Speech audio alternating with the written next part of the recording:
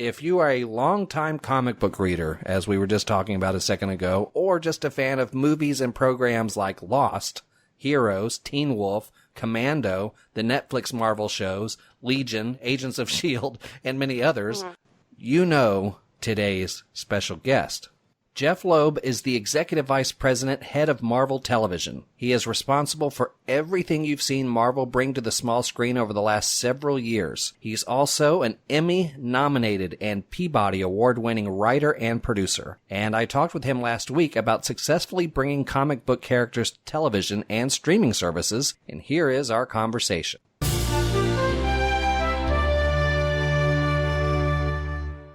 Hi, Jeph. Thanks for joining me today. My pleasure, Scott. How you doing? I'm doing great. I'm excited about everything that's happening at Marvel, especially Marvel Television, and I'm looking forward to talking to you a little bit about that today.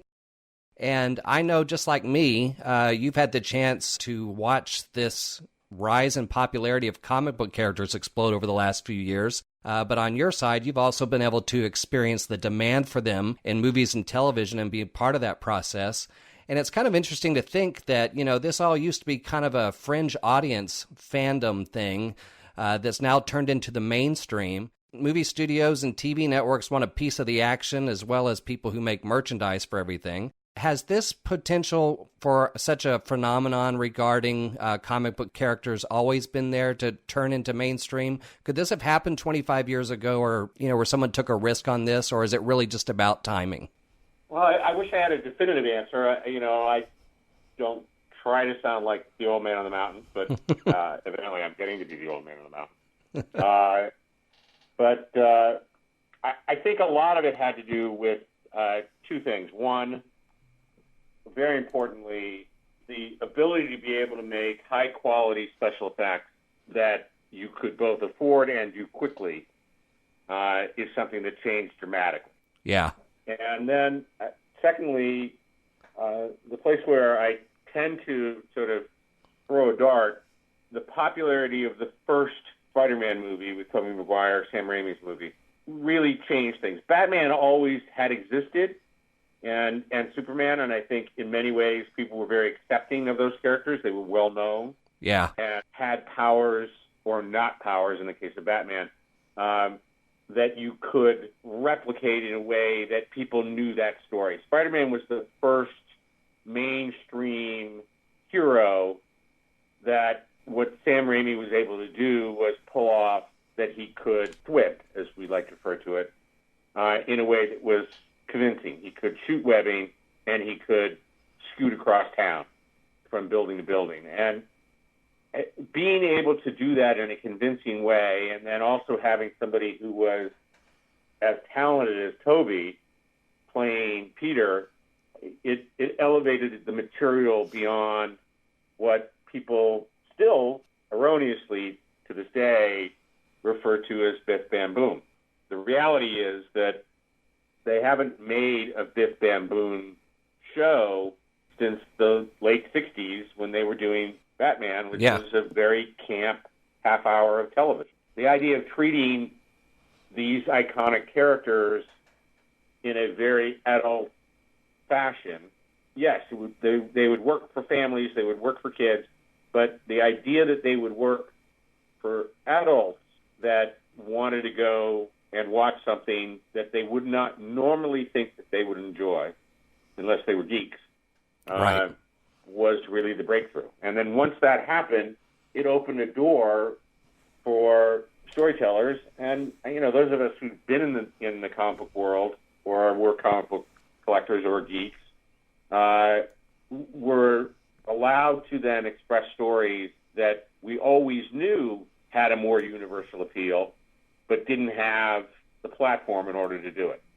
And what we've been very successful at doing at Marvel Television is, we started with S.H.I.E.L.D., which was, for all intents and purposes, something that spun out of the movies, but relied largely on the characters that were created for the show. Yeah. It really wasn't until we got to the Netflix shows and we started doing Daredevil and Jessica Jones and The Punisher and Luke Cage and Iron Fist that we were now suddenly doing more real-world, ground grounded superhero television that was different from what anybody else was doing. And even though they were having great success over it at the CW with the Warner Brothers shows, those shows are very similar in nature and have a very similar kind of palette and tone and lightness to them, and very successful.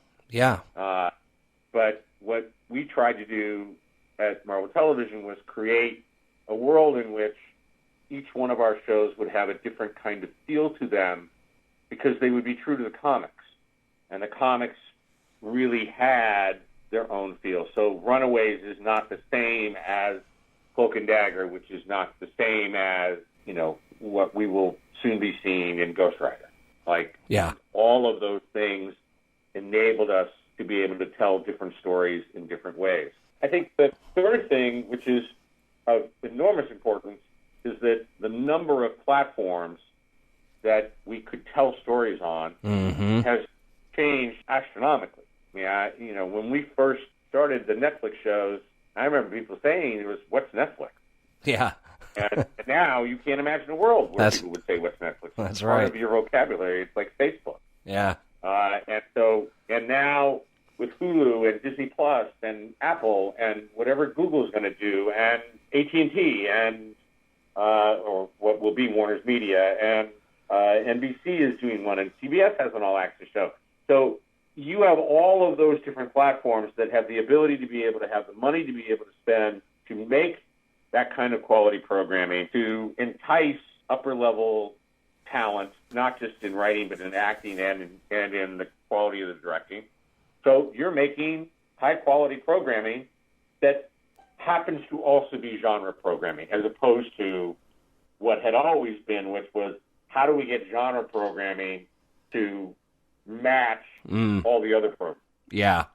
The Disney Plus shows are produced by the studio.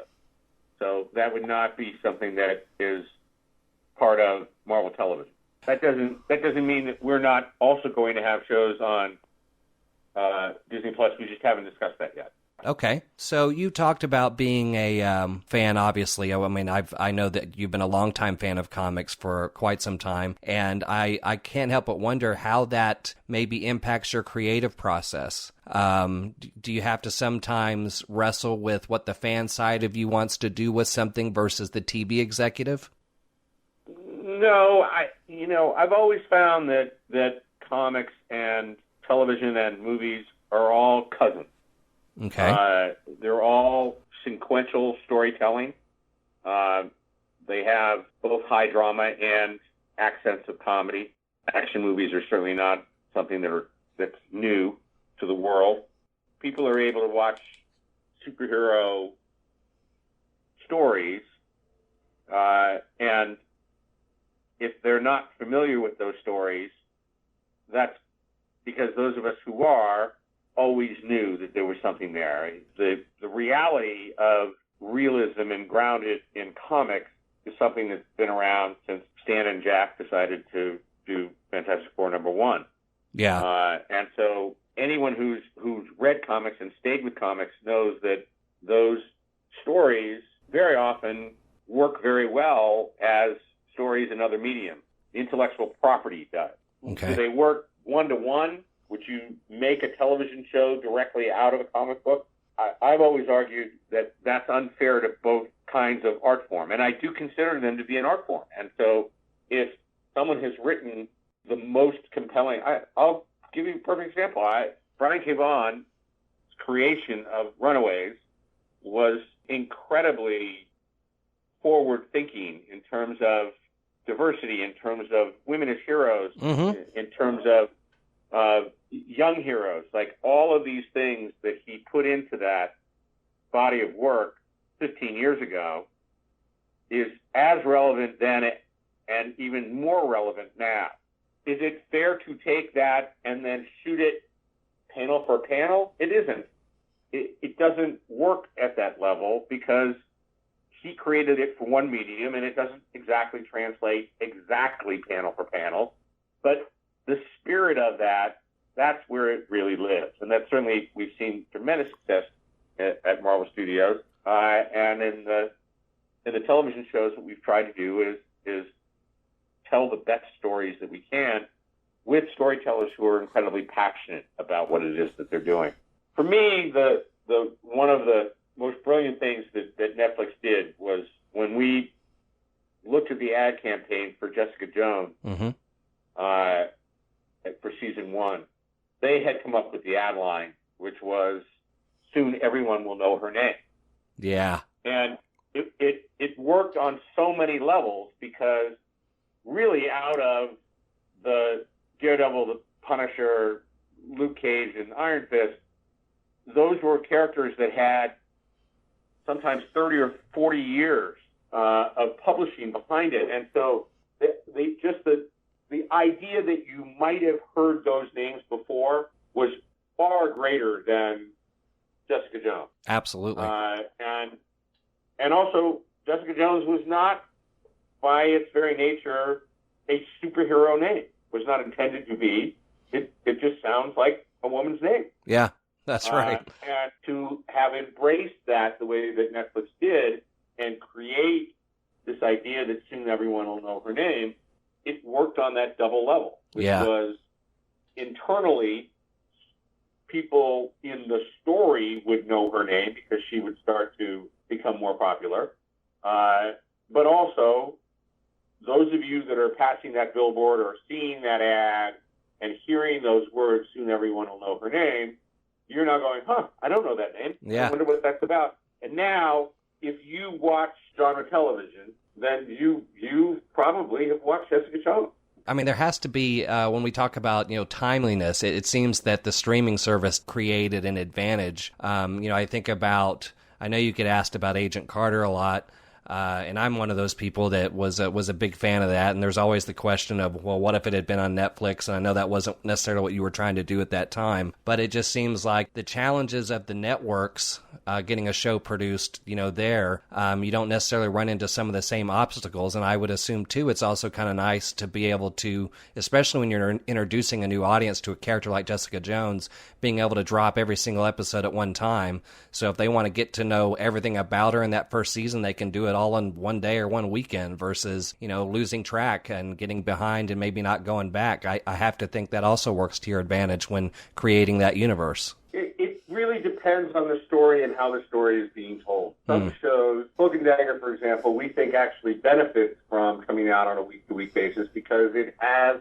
a certain kind of cliffhanger element. It has a kind of appointment television to it. It enables you to look forward to something. There's also the other argument about binging, which is that if you have 10 of them, it's pretty rare that someone sits down and watches all 10 at once. And so at some point, probably around episode 3, you take a break. And whether that break is to go to dinner or whether that break is, I'll watch these next week, the question then becomes is, do you actually come back and do that? Yeah. So, again, there is no perfect answer for anything. When you come down to it and you look at the way that movies are made, it's the same challenge. If we open in May and we happen to go up against Avengers Endgame, is anyone going to go see my movie? Yeah, right. Each thing has its own particular challenge to it. And the only thing that we can do as storytellers is tell the best story that we can and hope that audience is going to come. Yeah, and the other thing I think about too when it comes to how things have changed over time and in different ways that people or even fans are getting involved in all of this and finding out about everything. I have a friend who wrote for network television and worked on film, and I remember him talking about kind of the nice thing of doing a comedy show with a live studio audience was if you were writing it, it was always an advantage because if they laughed, then you did a good job. Whereas if you did it in film, you couldn't be in every auditorium. You would just kind of have to hope that people were enjoying it. But now there's the whole element of instant reactions and feedback and everything that goes on in social media. I mean, what's it like for you these days to be able to, to be a storyteller where you can watch, as you were saying, so many things on so many different platforms and then sometimes just log into Twitter and see what everybody's saying about it like that night or the next day? Well, it's great when they love you. Yeah, of course. I mean, that's really what it's about at the end of the day. It's obviously everyone works as hard as they can to make the best story that they can. And but at the end of the day, it's up to the audience. And there's always social media that's going to decide the arbiter of good taste. It sometimes is just how many people watch the show. Yeah. Well, and I remember last year you encouraged fans on social media who really liked Agent Carter to reach out to networks to pick that show up for a third season, and that was before Disney Plus was announced. So now fans are wondering if there's anything possible for Agent Carter on Disney Plus. But I did see recently that Stephen McFeely recently expressed doubts about that because there was the aspect of the budget of the show with it being a time-related program and not really knowing how big that fan base might actually be. But is there a point where, when it comes to something like that coming back around, it seems like when something leaves network television, they always turn to the streaming services. Is there a point when it comes to Agent Carter where it either has possibilities or life, or it's definitely done for good? I wouldn't want to speak directly about Agent Carter. At the end of the day, it always comes down to two things. Is there a compelling story, and is there a network that will show that story? Mm-hmm. And so it's not a question of, one of the things that we've certainly seen, all kinds of intellectual properties turn back up again, sometimes 30, 40 years later. Yeah. That you would never think would get remade. Some of that is because there's an element of familiarity to it. Some of it is because you have a built-in audience that will come back to it. And some of it is that you're hopeful that this idea that worked once could work again. We had a lot of fun making the show. Marcus and Feely are extremely talented writers, as we know from all of the movies that they've done. But we had a lot of fun working on Agent Carter. That was not a show that they'd not done television before then, and so it was a great experience for everybody. Showrunners were awesome, and then just working with Haley every day was a wonderful experience. Yeah, and I know that there are people that'll definitely be keeping an eye on the great shows that came from Netflix too, because I enjoyed each and every one of those, and I know many other people that do. But I know they can't do anything with those characters for 3 or 4 years, so yeah, I think the 3 or 4 year time frame almost fits perfectly there. I'm just not allowed to comment on that right now. I'm just not allowed to comment on that. No, I know you can't. I'm just telling you how much I love the shows, basically. Before all this became such a big thing, were you ever inspired or ever thought about rolling the dice maybe earlier in your career and pitching a TV series or maybe even a film starring one of your favorite characters that you haven't been able to do yet? I've been very, very lucky. My career started out doing movies, for Teen Wolf and Commando to be the first things that I wrote and got made, were two very comic book inspired kind of movies. And then for me to 20 years later turn left and be lucky enough to, work with the folks over at Buffy, be on Smallville, very early on and watch the inspirations from Superman for All Seasons, being on Lost, being on Heroes in the very beginning. And then here it is, I know how lucky I am. Yeah. And I'm extremely grateful to every single person who has worked with me and for me in order to get me to the place that I am today. Definitely. Well, real quick before we wrap up, I have to tell you, you mentioned Teen Wolf. I've been really good friends with James Hampton for several years, so I have a special connection and affinity for Teen Wolf. So James helped make that movie as what it is. Definitely. The moment when Michael J. Fox, when Michael opens the door and James is there as his dad. Spoiler alert, kids, if you have never seen the film. Yeah. As Dad Wolf. It's beautifully shot. It's perfectly timed. Michael's reaction is extraordinary. Yep. But James is sort of being there with his paunch belly and his almost teddy bear face. It's really the most you could have. But then, by the same token, he's just a great dad in the story. He is. When we set out to make that story, we, all sat together and talked about what the movie was about. And, a lot of people think of it, it's about a boy who turns into a werewolf and who plays basketball, but it's a father and son story. Absolutely. And, it's about accepting who you are and who your father makes you out to be and who you're going to be on your own. And that message comes through. And I think that's the reason why that movie, even though it's 30 years old, has still, withstood the test of time. Again, great luck. Yes. Great cast and very, very talented people.